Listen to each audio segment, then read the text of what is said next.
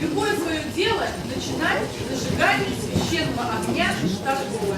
И сегодня мы у вас впервые в гостях.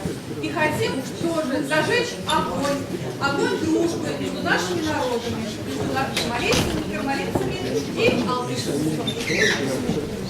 И хотим попросить, как и всегда, все собравшиеся просили Верховного Бога Ишкипаза о том, чтобы он способствовал благосостоянию народа Ирля, его гармонии, природе и в обществе.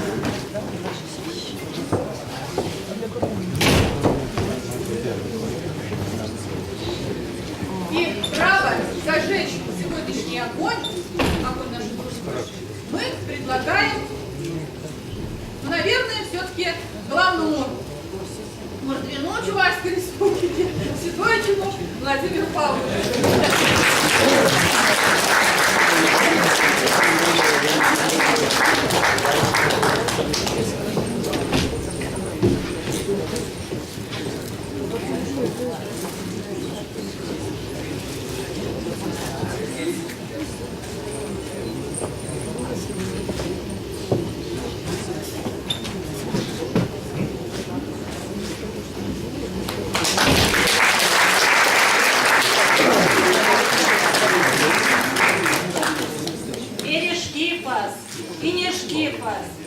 Ознотану ерітяну кіз, ознотану растені кіз, ознотану єсені кіз, весетень вексені, весетень сетенсені, естетень клісені, тим кеса свельмесяні, саду весі, саду,